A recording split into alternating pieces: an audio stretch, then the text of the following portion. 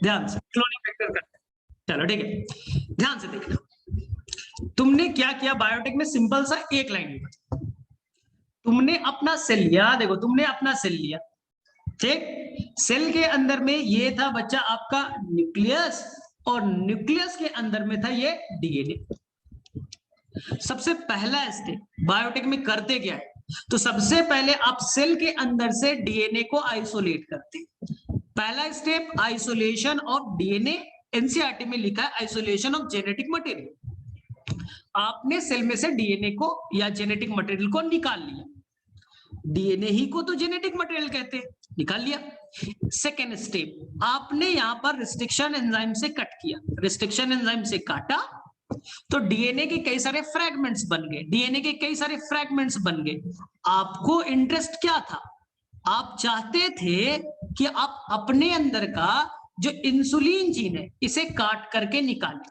आप चाहते हो कि अपने सेल के अंदर से जो डीएनए निकला है उनमें से इंसुलिन जीन को हम लोग निकाले और बैक्टीरिया में ट्रांसफर कर दे, जिससे बैक्टीरिया इंसुलिन हार्मोन बनाए ना। तो तुमने क्या किया, सबसे पहले आइसोलेशन ऑफ डीएनए किया, फर्स्ट स्टेप।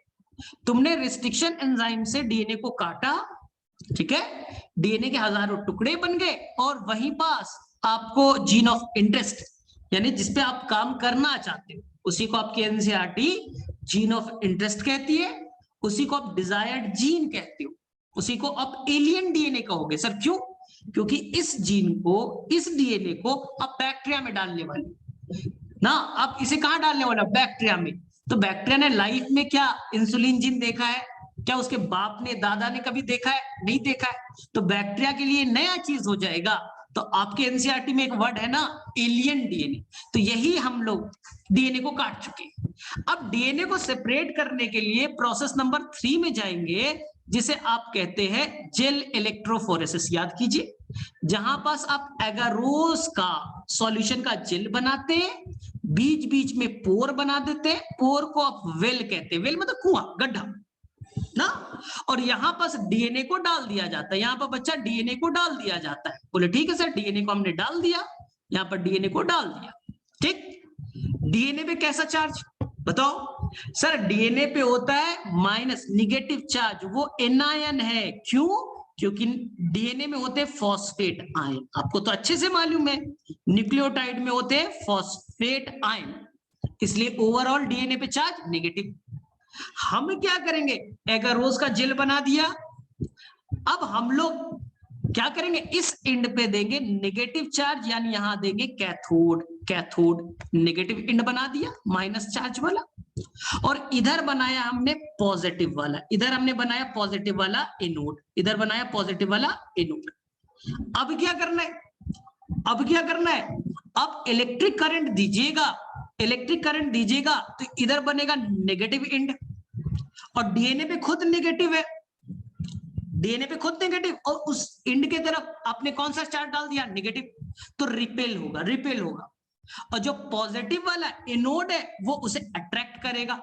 तो ये डीएनए वेल से निकलेंगे, वेल मतलब गड्ढा था, अब वो जेल के अंदर जाएंगे, तो जेल में छोटे छोटे पोर्स है, अब इस पोर से चलेगा, तो जिस डीएनए का साइज छोटा होगा वो तेजी से माइग्रेट करेगा और एनोड की तरफ मूव करेगा, और जिस डीएनए का साइज बड़ा होगा उसे ज्यादा टाइम लगेगा, कम दूरी ट्रेवल करेगा, और बड़ा साइज और कम दूरी, और बड़ा साइज और कम दूरी। तो आपको पूछा जाएगा हम जेल इलेक्ट्रोफोरेसिस क्यों करते हैं, फिर से सुनिए। जेल एक मीडियम है, देखो नाम लिख दो ना, जेल, जेल एक मीडियम है, एगारोस जेल, एगारोस जेल जो हम लोग एल्गी से निकालते, सी वीड्स, रेड एल्गी से एक केमिकल निकालते अगार, और उसी को प्यूरिफाई करके एगारोस बनाते। इलेक्ट्रो, इलेक्ट्रो मतलब इलेक्ट्रिक फील्ड, इलेक्ट्रो मतलब इलेक्ट्रिक फील्ड, जेल इलेक्ट्रो समझ में आया, इलेक्ट्रो मतलब electric field. Phoresis separation, phoresis separation sir किस बेसिस पे, साइज, साइज के बेसिस पे। तो जिस डीएनए का साइज होगा छोटा वो जेल में फास्टली मूव करेगा, फास्टली मूव करेगा, नीचे की तरफ आएगा, जिसका साइज होगा बड़ा वो स्लोली मूव करेगा। तो थोड़ी देर में डीएनए डीएनए डीएनए जेल पे इस तरह से अरेंज हो जाएंगे on the basis of size. NEET का एग्जाम दोगे तो एक बड़ा आसान सा क्वेश्चन पूछेगा, बोलेगा ये बताइए, ये बताइए, ये ए है, ये बताइए बी है, ये बताइए सी है, और ये बताइए डी है। तो मुझे मॉलिक्यूलर वेट पे अरेंज कर दीजिए। बहुत आसान सा क्वेश्चन एक नीट में आता है, सभी को आता भी होगा आप लोगों को। साइज पे अरेंज कर दीजिए, कौन बड़ा है कौन छोटा है। आप बोलेगा बहुत आसान है, मैं ट्रिक बता दूं। आप एनोड को देखो, एनोड को देखो, एनोड को देखो, जिसका साइज छोटा होगा वो वेल से दूर होगा, एनोड के तरफ होगा, वेल से दूर होगा। तो सबसे दूर कौन है भाई, सबसे दूर कौन है सर, सबसे दूर तो सी है, तो सी का साइज सबसे छोटा। अब अरेंज करते जाओ, सेकंड कौन देखो सर ए है, एनोड से जितना दूर उतना साइज छोटा होगा। अब देखो डी होगा, अब देखो बी होगा।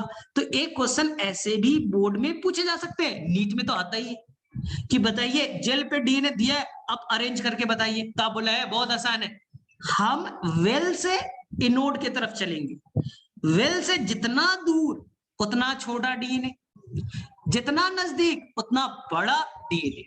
अगर डीएनए छोटा होगा तो मॉलिक्यूलर वेट भी कम होगा।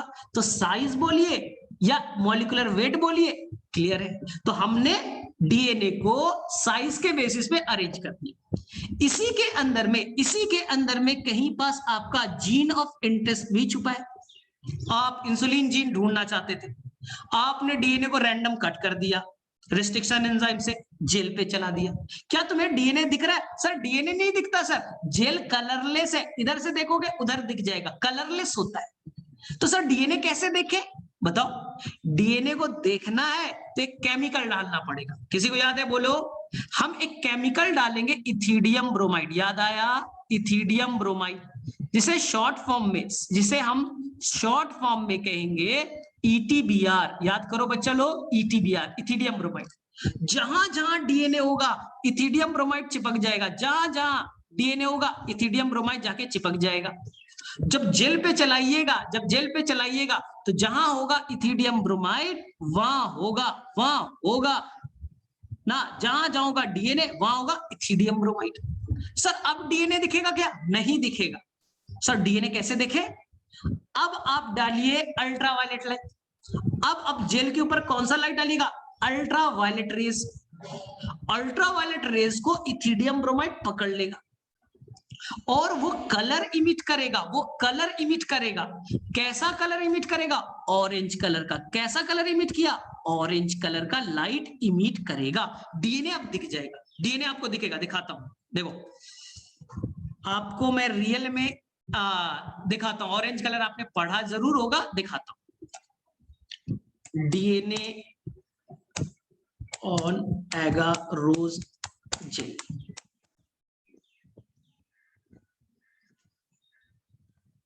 ठीक है, देखते हैं, पढ़ा तो है, थोड़ा देखा जाए।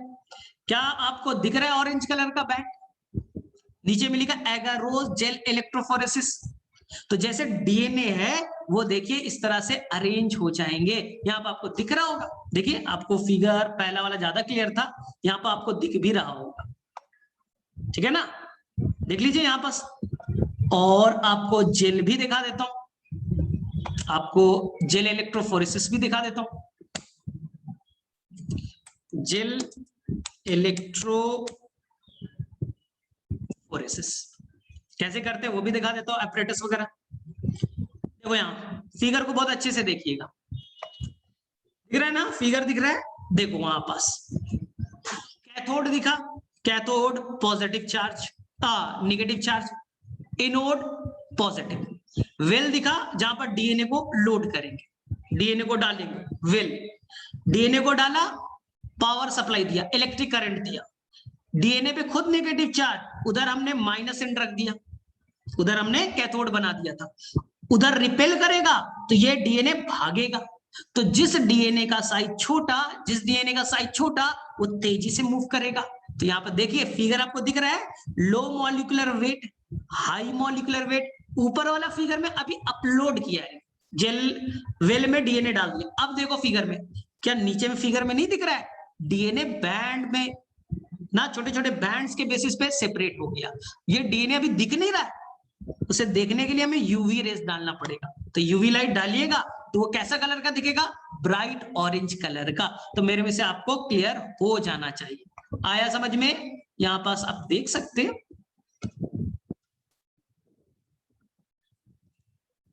ठीक है। तो यहाँ पर पूरा कॉन्सेप्ट दे रखा है। चलिए हम लोग आगे चलते हैं। अब क्या करना है, ठीक है, यहां तक क्लियर है? फटाफट बोलो। तो अभी तक बायोटेक में कौन कौन सा स्टेप फॉलो किया? सबसे पहला स्टेप, आपके सेल में से डीएनए निकाल, आइसोलेशन ऑफ डीएनए। आपके डीएनए को काटा रिस्ट्रिक्शन एंजाइम से, हजारों फ्रैगमेंट्स बन गए, हजारों फ्रैगमेंट्स बन गए। हाँ, अब मुझे उसमें से जीन ऑफ इंटरेस्ट को, जिसे तुम्हें काम करना है, जिसे तुम्हें बैक्टीरिया में भेजना है, उसे हमें काट करके निकालना पड़ेगा। सर कैसे मिलेगा? तो हमने जेल पे चला दिया, जेल पे सारे डीएनए सेपरेट हो गए। अब मुझे ढूंढना है मेरा जीन ऑफ इंटरेस्ट कहाँ है। हमारे पास कोई टेक्निक है जिसे कहते हैं ऑटो रेडियोग्राफी। जिस टेक्निक को कहते हैं ऑटो रेडियोग्राफी, ऑटो रेडियोग्राफी। ये आप पढ़िएगा मॉलिक्यूलर डायग्नोसिस में, आप पढ़िएगा फिंगर प्रिंटिंग में, ठीक है। ऑटो रेडियोग्राफी एक टेक्निक है जो बता देगा कि जीन ऑफ इंटरेस्ट कहां छुपा है, जीन ऑफ इंटरेस्ट कहां छुपा है। हमें पता चल गया अरे जीन ऑफ इंटरेस्ट यहाँ है।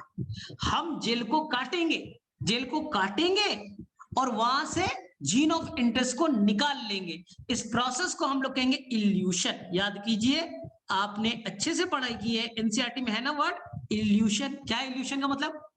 जेल को काटिए, वहां से जेल को डाइजेस्ट कर दीजिए, मेल्ट करा दीजिए और वहां से जीन ऑफ इंटरेस्ट को निकालिए। इस प्रोसेस का नाम इल्यूशन। तो क्लियर है ना बायोटेक का स्टेप? पहले डीएनए को निकालिए सेल से, रिस्ट्रिक्शन एंजाइम से काटिए, जेल इलेक्ट्रोफोरेस पे सेपरेट कर दीजिए, इल्यूशन से बाहर निकाल लीजिए, जीन ऑफ इंटरेस्ट आपको मिल गया। अब आगे का काम आएगा। चलो बताओ यहां तक किसे किसे क्लियर हो गया, फटाफट बोलो। यहां तक किसे किसे क्लियर हो गया, फटाफट बोलो। हैंड रेज करो, मैसेज में बताओ। किसी को दिक्कत तो नहीं है यहां तक? नहीं, यहां तक किसी बच्चे को दिक्कत नहीं, ठीक है, यहां तक किसी बच्चे को दिक्कत नहीं। अब देखो ध्यान से, अब देखना ध्यान से, ध्यान से देखिएगा। अब हमें क्या करना है, आपको ये जीन ऑफ इंटरेस्ट मिल गया। ये मान लीजिए बच्चा आपका डिजायर्ड जीन या इंसुलिन जीन है जिसे बैक्टीरिया में भेजना है। ये बैक्टीरिया है, ये बैक्टीरिया है, हाँ, बैक्टीरिया का मेन डीएनए है। आपको क्या करना है, इस जीन ऑफ इंटरेस्ट को यहां से यहां भेजना है। तो आपको एक चाहिए व्हीकल जो यहां से आपके डीएनए को लेकर के जाएगा। डायरेक्टली तुम भेजोगे ना, डायरेक्टली मान लो भेज दिया, तो वहां एंजाइम्स होंगे, एंजाइम्स होंगे और एंजाइम्स के चलते ये डिग्रेड हो जाएगा, डिग्रेड हो जाएगा, डाइजेस्ट हो जाएगा। तो ये खराब टेक्निक है, ये खराब टेक्निक है। अब डायरेक्टली नहीं भेजना है, आपको क्या करना है कि पकड़ना है बच्चा आपको एक वेक्टर। सर वेक्टर क्या होता है समझिए, वेक्टर क्या होता है, ध्यान से सुनना, ध्यान से सुनना। तुम्हें मान लो बच्चा, मैं अभी बैठा हूं होजई में, होजई नाम सुना है ना, ठीक है, और मुझे जाना है यहां से गुवाहाटी। कहां जाना है? गुवाहाटी जाना है। सर कैसे जाए? पहला तरीका है कि पैदल चले जाओ, यहां से लो और गुवाहाटी पैदल पहुंच जाओ। सर 200 किलोमीटर है, बहुत डिफिकल्ट है, नहीं जा सकते सर, बहुत मुश्किल है। तो दूसरा तरीका है, आप यहां से क्या ले लीजिए, बस ले लीजिए, हाँ, पहुंच जाइए गुवाहाटी। तो इस बस को मैं क्या कहूंगा, व्हीकल कहूंगा, गाड़ी कहूंगा, व्हीकल कहूंगा ना। लेकिन मान लो कि तुम ट्रेन से भी तो जा सकते हो, ट्रेन से भी तो जा सकते हो यहाँ। बोले हाँ सर, सर अपनी कार से भी तो जा सकते हैं, हाँ यहाँ भी जा सकते हो। तो जो तुम्हारे डीएनए को कहा बैक्टीरिया में पहुंचाएगा, बैक्टीरिया का नाम क्या है बोलो, होस्ट, जो पहुंचाएगा उसी को तुम कहोगे व्हीकल, व्हीकल या वेक्टर। लेकिन आज हम लोग मेनली वेक्टर के लिए यूज करते हैं प्लाज्मिड को। मेनली किसे यूज करते हैं, प्लाज्मिड को। और भी टेक्निक है, होजई से गुवाहाटी जाने के बहुत सारे तरीके। जरूरी है क्या केवल बस से जाएंगे? नहीं सर। क्या जरूरी है केवल ट्रेन से जाएंगे? नहीं सर। केवल कार से जाएंगे? नहीं। तो आपको डीएनए को बैक्टीरिया में भेजना है, जो भेजेगा उसका नाम व्हीकल होगा, वेक्टर होगा ना। अब क्या करेंगे, इस व्हीकल को काटे इसको हमने रिस्ट्रिक्शन एंजाइम से काटा, तो ये क्या हो गया, खुल गया। देखो ये व्हीकल या वेक्टर है क्या सर? अरे कुछ नहीं, ये भी एक डीएनए, ये भी एक डीएनए जिसे बैक्टीरिया से निकाला गया है, ये भी एक डीएनए ही है। व्हीकल कुछ नया चीज नहीं है, ये भी एक डीएनए जिसका नाम प्लाज्मिड है। जिसका नाम क्या है? प्लाज्मिड। हमने उस प्लाज्मिड को काटा और उसके अंदर में जीन ऑफ इंटरेस्ट को जोड़ दिया। सर कैसे जोड़ देंगे? अपने आप डीएनए जुड़ जाता है क्या? नहीं, आपको मालूम है एक एंजाइम यूज करेंगे डीएनए लाइगेज, एक एंजाइम यूज करेंगे डीएनए लाइगेज, एक एंजाइम यूज करेंगे डीएनए लाइगेज जो जोड़ देगा। तो ये हो गया बेटा रिकॉम्बिनेंट। तुमने प्लाज्मिड किसका डीएनए होता है? बैक्टीरिया का। उसका डीएनए निकाला, अपना डीएनए जोड़ा। अरे इंसान का डीएनए बैक्टीरिया के डीएनए के साथ, तो नाम रिकॉम्बिनेंट डीएनए। इसलिए इस टॉपिक का नाम recombinant DNA technology, recombinant DNA technology. यही तो बायोटेक है, यही तो बायोटेक है ना। अब बताओ क्या करेंगे? इसी का एक और नाम हाइब्रिड डीएनए या काइमेरिक डीएनए, काइमेरिक डीएनए। चलिए अब हमें क्या करना है? भेजना है। सर अपने आप भेज देंगे? नहीं, इसके लिए भी कुछ टेक्निक है। क्या टेक्निक है सर, कैसे भेजेंगे? सबसे पहले बैक्टीरिया का जो बाहर का कवरिंग है वो इसे लेगा ही नहीं। बैक्टीरिया का जो सेल मेम्ब्रेन है वो क्या है? सिलेक्टिवली परमेबल, छोटे मोटे सब्सटेंस को आने देता है। इतना बड़ा डीएनए, अरे रिकॉम्बिनेंट डीएनए इतना भारी, मैक्रोमोलिक्यूल्स इतना भारी को क्यों लाने देगा? अपने अंदर क्यों ट्रांसफर करने देगा? नहीं करने देगा। तो हम लोग बैक्टीरिया को तैयार करेंगे, प्रिपेयर करेंगे, उसे चॉकलेट देंगे कि भैया तैयार हो जा, ले ले बाहर का डीएनए। सर चॉकलेट मतलब हम लोग उसे तैयार करेंगे, उसे कॉम्पिटेंट बनाएंगे कि ले तेरे अंदर में मैं डीएनए डालने वाला हूं, तो डीएनए ले ले। तो सर कॉम्पिटेंट कैसे बनाते? कुछ नहीं करना, आपको बैक्टीरिया को डालना है calcium ion divalent cation. Sir उससे फायदा, कैल्शियम डालेंगे तो ओवरऑल कैसा चार्ज हो जाएगा? बाहर में पॉजिटिव। और जब आप डीएनए को रखिएगा तो वो पॉजिटिव चार्ज डीएनए पे नेगेटिव चार्ज वो अट्रैक्ट करेगा और वो अंदर ट्रांसफर कराने में हेल्प करेगा, अंदर ट्रांसफर कराने में हेल्प करेगा। तो सबसे पहले आपने बैक्टीरिया को तैयार करा है, बैक्टीरिया लेने के लिए तैयार ही नहीं है, इसलिए हम लोग पहले कॉम्पिटेंट बनाएंगे। एनसीईआरटी का टॉपिक क्या है? Competent host formation. क्या करेंगे सर? कैल्शियम डाइवैलेंट केटाइन डाल दिए। सर अब क्या करें? अब एक मेथड है हमारे पास, अब बच्चों को मालूम है, heat and shock method. Heat and shock method, sir ये क्या होता है? सर ये होता क्या है? सीख लीजिए फटाफट, सीख लीजिए फटाफट।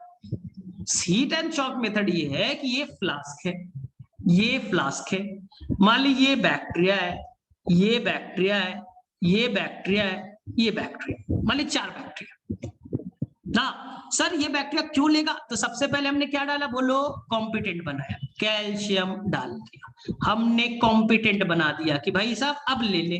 ठीक, अब हमारे पास क्या बना हुआ था? हमारा रिकॉम्बिनेंट डीएनए बना हुआ था, हाँ ग्रीन कलर से बनाया था। ठीक, ये हमारा था रिकॉम्बिनेंट डीएनए। ये प्लाज्मिड बहुत सारा बनाया, मान लो 2 बनाया मैंने, और उसके अंदर में मैंने जीन ऑफ इंटरेस्ट को जाना। अब हम लोग heat and shock method. Sir ये हीट एंड शॉक मेथड क्या होता है? सिंपल, इस फ्लास्क को क्या करना है, ध्यान से सुनना।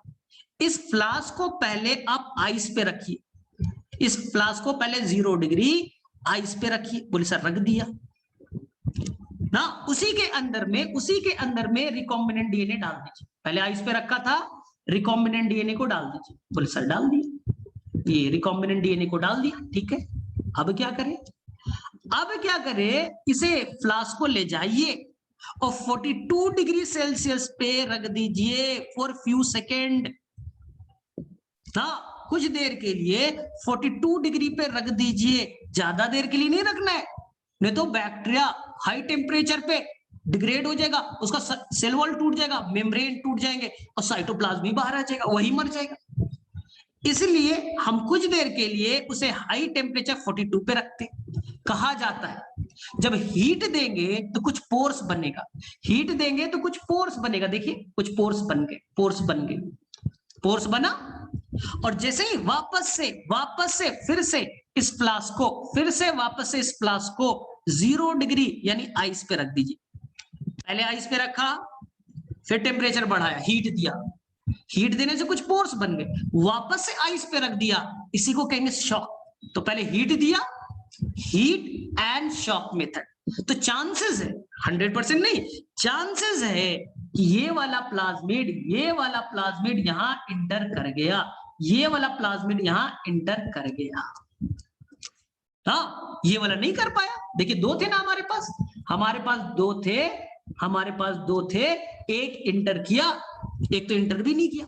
तो मुझे बताइए, आपको दिख रहा है क्या बैक्टीरिया के अंदर 4 सेल थे? देखिए 1 2 3 एंड 4। आपने रिकॉम्बिनेंट डीएनए का ट्रांसफर करा दिया। प्रोसेस का नाम ट्रांसफॉर्मेशन, आपको तो मालूम है, प्रोसेस का नाम ट्रांसफॉर्मेशन। सर किस मेथड से बताओ? Heat and shock method, heat and shock method. चलो आगे समझ में। कॉम्पिटेंट कैसे बनाया? कैल्शियम डाल करके कर दिया, ठीक है। अब मुझे बताओ, इस फ्लास्क में कितने हैं? 1 2 3 एंड 4, 4 कॉम्पिटेंट सेल थे। उसके अंदर कितने में गया? सर केवल सेकंड में गया, तो सेकंड कहलाएगा ट्रांसफॉर्म्ड सेल, सेकंड कहलाएगा ट्रांसफॉर्म्ड। फर्स्ट में नहीं गया सर, नॉन ट्रांसफॉर्म। थर्ड में नहीं गया सर, नॉन ट्रांसफॉर्म। फोर्थ में नहीं गया सर, नॉन ट्रांसफॉर्म। यानी फ्लास्क में 4 बैक्टीरिया थे, तुमने रिकॉम्बिनेंट डीएनए डाला, प्रोबेबिलिटी है एक में चला गया, बाकी में नहीं गए। तो जिसमें गया उसे कहेंगे ट्रांसफॉर्म, क्योंकि उसमें बाहरी डीएनए आ गए। और बाकी में नहीं गया तो उसे क्या कहेंगे? Non transform. तुम्हें कैसे पता चलेगा कि किसके अंदर में ट्रांसफॉर्म्ड है और किसके अंदर नॉन ट्रांसफॉर्म्ड है? बोले हाँ सर पता तो नहीं चल रहा है। अरे बैक्टीरिया को तुम देख थोड़ी सकते हो, बैक्टीरिया से कोई दुनिया का साइंटिस्ट देख थोड़ी सकता है, और उसमें डीएनए इतना छोटा सा कैसे दिखेगा? तो हमें इसके लिए चाहिए सिलेक्टेबल मार्कर, जो सेलेक्ट करे कि कौन ट्रांसफॉर्म्ड है, कौन नॉन ट्रांसफॉर्म्ड है, इसलिए हमें वेक्टर में गुण चाहिए। जो वेक्टर तुमने बनाया है, जो तुम्हारे डीएनए को ले जा रहा है, वो खुद बताए भी कि भाई हम ट्रांसफॉर्म्ड हुए या नहीं हुए, बताओ तुम पहले। तो उसके अंदर एक गुण होना चाहिए सिलेक्टेबल मार्कर। वो कैसे बनेगा, एंटीबायोटिक रेजिस्टेंट जीन कैसे काम करता है, उस पे आते। चलो बताओ, यहां तक क्लियर है? फटाफट बोलो, फिगर से तो क्लियर हो रहा होगा, पहले से भी तो पढ़ा है ना।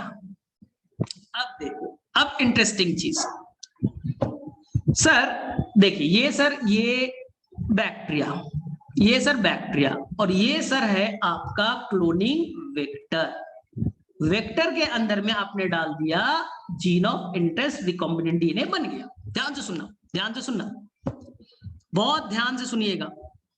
ये मैंने पहले भी बताया, फर्स्ट क्लास में आपको बताया। ये बैक्टीरिया का मेन डीएनए, ये बैक्टीरिया का बच्चा, बैक्टीरिया का ये मेन डीएनए, ये बैक्टीरिया का मेन डीएनए, ठीक। आपने क्या किया? ट्रांसफॉर्मेशन करा दिया, ये चला गया। यहां देखिए, ध्यान से सुनना। रिकॉम्बिनेंट डीएनए बैक्टीरिया के अंदर, लेकिन एक ही नंबर में ना, बस अकेला है, इसलिए वेक्टर में एक और गुण होना चाहिए। ए भाई, वहां जाके अकेला मत रहना, अपने आप को रेप्लिकेट करना, अपना कॉपी बनाना। फटाफट जाओ, अपना कॉपी बनाओ। एक है ना, फटाफट रे भाई, फटाफट 1 बना, 2 बना, 3 बना, 4 बना, 5 बना, जल्दी अपने आप को रेप्लिकेट कर। और जब वो अपना कॉपी बनाएगा, जब वेक्टर अपना कॉपी बनाएगा, तो साथ साथ हमारा जीन ऑफ इंटरेस्ट का भी तो कॉपी बन जाएगा। इसी को कहेंगे कॉपी नंबर। यानी एक वेक्टर गया, एक रिकॉम्बिनेंट डीएनए गया, थोड़ी देर के बाद में देखो ना, 1 2 3 4 5 और 6 बन गए, 6 कॉपी नंबर बन गया। सर 100 बना देते तो ज्यादा बेटर नहीं होता? सर 6 वेक्टर है तो 6 इंसुलिन हार्मोन बनेगा। अरे सर हमने यहां डाल दिया सर इंसुलिन जीन ना, तो ये इंसुलिन हार्मोन बनाएगा। तो इसने एक बनाया, इसने एक बनाया, ये बनाया, सर 6 ही बने ना। अगर सर 100 बन जाता तो बहुत अच्छी बात। इसलिए हमने जो भी वेक्टर लेते उसमें होता है ORI site. ORI site sir क्या है ये? ORI साइट वो जगह है जहां से रेप्लिकेशन कंट्रोल होता है। रेप्लिकेशन स्टार्ट भी होता है और कंट्रोल भी होता है। मतलब अगर ORI साइट नहीं है, मान लो यहाँ ORI साइट नहीं है, तो वो प्लाज्मिड, वो वेक्टर, वो रिकॉम्बिनेंट डीएनए अपना मल्टीप्लिकेशन ही नहीं करेगा, अपना कॉपी बनाएगा ही नहीं, तो अकेला का अकेला रह जाएगा। इसलिए उस वेक्टर को रेप्लिका बनाना, अपना कॉपी बनाना है, तो उसमें ORI साइट होना मस्ट है। और ORI साइट दूसरा भी काम करता है सर, क्या? कॉपी नंबर को कंट्रोल करना है। भाई 400 बन गया, हाँ छोड़ दे, अब नहीं ज्यादा करना है, तो काम कैसे करेगा? 1000 बना दिया, नहीं। इसलिए सर कितना कॉपी होगा? एनसीईआरटी को पढ़िए। लो कॉपी नंबर कभी कभी 1 2 3 4 5 ही बनेंगे, और कभी कभी 100 से ज्यादा। मोर देन 100 लिखा है एनसीईआरटी ने, मोर देन 100, 300 से 400 भी बन सकते। तो सर ये वाला ज्यादा अच्छा नहीं है क्या? 5 बनेगा तो 5 इंसुलिन बनेंगे, 400 बनेगा तो 400 इंसुलिन बनेंगे। तो हम हाई कॉपी नंबर वाला ले लेना। तो हमें वेक्टर में एक और प्रॉपर्टीज होना चाहिए, क्या? उसमें ORI साइट हो, जिससे वो जानने के बाद नंबर को भी कंट्रोल करे, अपना नंबर को बढ़ाए। फायदा क्या हुआ सर? देखो फायदा क्या हुआ बताएं। हमारे पास सर इंसुलिन जीन एक था, देखो अभी इंसुलिन जीन एक था, हमने बैक्टीरिया में डाला, वहां उसका मल्टीप्लिकेशन हो गया, और सर 6 बन गए। देखो ना 6 बने, देखो फिगर में। तो तुम्हारे इंसुलिन जीन का क्या मल्टीप्लिकेशन नहीं हुआ? क्या कॉपी नहीं बना? इसीलिए तो कहा इसे, तुम्हारे जीन जो इंसुलिन जीन था उसका क्लोन बन गए, 6 क्लोन बन गए। इसलिए इस टॉपिक का नाम है जीन क्लोनिंग।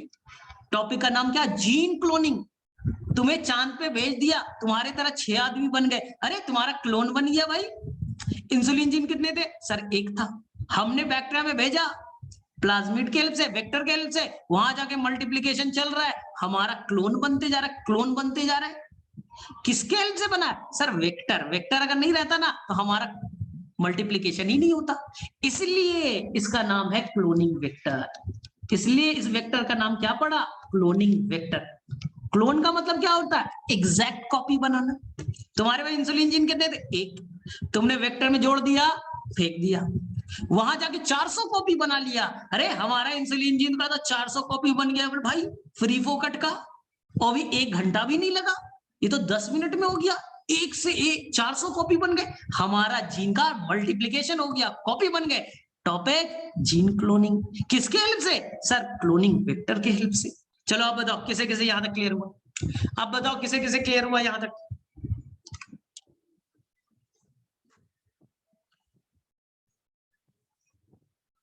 ठीक है, तो ये चीज आपको समझ में आया।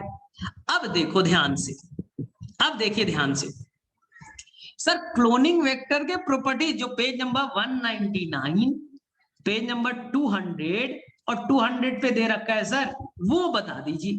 यही टॉपिक था ना तुम्हारा ना, लेकिन समझाने में टाइम निकल गया। तो कोई नहीं, अभी जितना देर तक होगा मैं बताऊंगा। एक मैं रिकॉर्डेड लेक्चर दे दूंगा, रिकॉर्डेड लेक्चर दे दूंगा, उसमें मैंने पूरा चीज क्लियर किया, पूरा चीजें क्लियर किया, ब्लू व्हाइट सिलेक्शन, इंजर्शनल इनएक्टिवेशन, पूरा चीज क्लियर किया, क्योंकि टाइम कम है।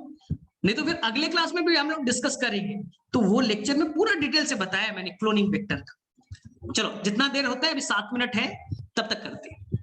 ये देखिए आपके पास बच्चा PBr 322 है। सर ये है क्या PBr 322 का मतलब? ये बैक्टीरिया से निकाला गया प्लाज्मिड है, लेकिन साइंटिस्ट ने इसमें थोड़ा मॉडिफिकेशन कर दिया, तो ये नेचुरल नहीं है, आर्टिफिशियल। पहला चीज, ये नेचुरल नहीं है, ये आर्टिफिशियल है। बोले मतलब सर आर्टिफिशियल मतलब साइंटिस्ट ने इसे लैब में थोड़ा मॉडिफाई कर दिया। सर कौन सा साइंटिस्ट? अरे उसी के तो नाम पे रखा गया है PBr 322। P for plasmid, BR मतलब 2 साइंटिस्ट थे, एक का नाम था बॉलीवर, एक का नाम बॉलीवर, और एक का नाम था रॉड्रिग्विज। तो 2 साइंटिस्ट थे, बॉलीवर साहब, रॉड्रिग्विज साहब। उन लोगों ने मिलकर के एक एक मॉडिफाइड प्लाज्मिड बनाया, और ऐसे से बहुत सारे बनाते थे, बहुत सारे उन्होंने बनाया। ये वाला बड़ा काम का निकल गया, बड़ा फेमस हो गया। 325 भी बनाया, 321 भी बनाया, 323 भी बनाया, कई सारे बनाए। लेकिन ये वाला जो सीरीज बना ना, नोकिया के कई सारे सीरीज, आईफोन, ये सीरीज, वो सीरीज चलता है, तो एक बड़ा फेमस हो गया। तो ये पूरे वर्ल्ड वाइड फेमस हो गया, PBR 322। ठीक है, अब इसके अंदर क्या क्या प्रॉपर्टीज है? पहला प्रॉपर्टी, अपने आप को रेप्लिकेट करने की औकात होनी चाहिए। ORI साइट, अगर ORI नहीं है तो तुम रेप्लिकेट ही नहीं कर पाओगे। फिर हमारा क्या फायदा हुआ? तुम्हारे अंदर इंसुलिन जीन डाल दिया, तुम रेप्लिकेट ही नहीं करो, बेकार हो जाएगा। हाँ, दूसरा इसमें होना चाहिए ROP। सर ये क्या ROP? देखो ध्यान से, बैक्टीरिया के अंदर में मैंने प्लाज्मिड डाल दिया, बैक्टीरिया के अंदर मैंने प्लाज्मिड डाल दिया बच्चा, ये बैक्टीरिया के अंदर प्लाज्मिड डाल दिया ना। अब बैक्टीरिया बोलेगा हम मल्टीप्लाई करेंगे, रेप्लिकेशन करेंगे अपना, कर भाई, अच्छी बात है। लेकिन ना मेरे पास में एंजाइम नहीं है, होस्ट क्यों देगा तेरा? बैक्टीरिया तुझे क्या सारा एंजाइम देगा, हेलिकेज, टोपोइसोमेरेज, तू गया उसके घर अपना बनाना। तो साइंटिस्ट ने क्या किया, उसके अंदर में ऐसे जीन्स डाल दिए, ROP, रेप्लिकेशन ऑफ प्रोटीन। वो ऐसा प्रोटीन बनाएगा, ऐसे एंजाइम्स बनाएंगे जो खुद अपना रेप्लिकेशन करा सके। यानी कि किसी तुम्हें अपने फ्रेंड के घर जाना है ठंड का टाइम, तो कंबल लेके जाओ, उसके घर में हो सकता कंबल ना हो, तो तुम रात में कैसे सोओगे? तो इसने कहा कि देखो भाई, वहां पास तुम भेज रहे और वहां तुम 400 कॉपीज बनाओगे, तो वहां पास किसका एंजाइम यूज करोगे, किसका प्रोटीन यूज करोगे रेप्लिकेशन के लिए? तो बेटर है अपना ही प्रोटीन बना लेना, अपना ही एंजाइम बना लेना, उसी के हेल्प से करना। तो नाम क्या है एनसीईआरटी में? Replication of protein, ROP। Clear है सभी को? फटाफट बोलो, क्लियर है? ROP समझ में आया सभी को? यानी कि तुम्हें जहां भेजा जा रहा है वहां पर बच्चा अपना कंबल लेकर के जाना है, उसके भरोसे क्यों जा रहे हो? हाँ, अब दिल्ली जा रहे हो कहीं, वहां देगा नहीं देगा कौन भरोसा। चलिए सेकंड, इसमें होगा एंटीबायोटिक रेजिस्टेंट जीन। बोले सर ये क्या होता है? यहां पर देखो शॉर्ट में बता रहा हूं, दो एंटीबायोटिक रेजिस्टेंट जीन है, दो एंटीबायोटिक रेजिस्टेंट जीन है। पहले ए नाम का होगा, फिर टी नाम का होगा। शॉर्ट ट्रिक्स बता रहा हूं, ए नाम का होगा, बाद में कौन होगा? टी। सर मतलब ये एम्पिसिलिन, ये वाला एम्पिसिलिन एंटीबायोटिक से अपने आप का बचाव कर लेगा, और ये टेट्रासाइक्लिन नाम के एंटीबायोटिक से अपना बचाव करेगा। तो कितने हैं antibiotic resistant gene? Answer sir 2, A and T, याद रहेगा। तो मैं तुम्हें एक फिगर से समझा रहा हूं, ठीक है, एक फिगर से समझा रहा हूं, टाइम कम है इसी चीज का। मैं भेज दूंगा ना तुम्हारे ग्रुप में, मैं भेज दूंगा, तो टेंशन नहीं लेना है। एक मिनट, PBR 322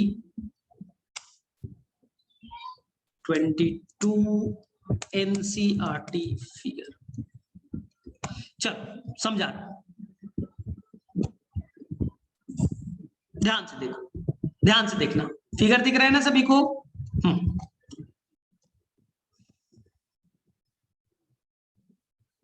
देखो ध्यान से, यार ये तो छोटा हो गया। हाँ ध्यान से, सबसे पहले ORI साइट होना मस्ट है, तभी वो रेप्लिकेट करेगा। उसके अंदर ROP होना चाहिए, ठीक है। अब उसके अंदर में 8 रिस्ट्रिक्शन साइट है, मतलब 8 ऐसे जगह है जहां एंजाइम से कट पड़ सके। आपको तो मालूम है, अभी तक साइंटिस्ट ने 900 से ज्यादा, more than 900 restriction enzyme isolate कर रखे, ECOR1, HIND2, बहुत सारे BAMH1। तो यहां पर 8 जगह ऐसा जगह है जहां से कट पड़ सकता है, 8 रिस्ट्रिक्शन साइट। कैसे याद होगा? मेरे तरफ देखो, मैं बॉटनी पढ़ा रहा हूं, तो सबसे पहले देखिए तो BAMH1 दिखा, क्लॉकवाइज चलेंगे, ध्यान से देखो, क्लॉकवाइज चलेंगे। सबसे पहले BAMH1 दिखा, बॉटनी में पढ़ा रहा हूं, मेरा नाम शादाब, तो वहां पर सेल 1 दिखा, बॉटनी शादाब सर, हो गया। अब फिजिक्स के 3 टीचर याद करो, शायद तुम्हें फिजिक्स 3 टीचरों ने पढ़ाया हो, तो 3 P से नाम है, 3 देखो P से नाम है, मुझे तो दिख रहा है PVU2, PST1, PVU1, 3 फिजिक्स के। एक देखो केमिस्ट्री के एक ही टीचर है। एक इंग्लिश के ECOR1, और एक हिंदी के हिंड 3। तो देखो कैसे याद किया, एक बॉटनी मैंने पढ़ाया, 3 फिजिक्स के नाम पे, पी के नाम से 3 होगा, एक इंग्लिश, एक केमिस्ट्री और एक हिंदी, 8 हो गए ना, 8 हो गए ना। लेकिन सेम वाला 2 जगह रिपीट नहीं है, इकोर 1 2 जगह नहीं ना, सेल 1 2 जगह नहीं है। अगर 2 जगह होता तो सेल 1 एंजाइम डालते, 2 जगह से कट पड़ जाता,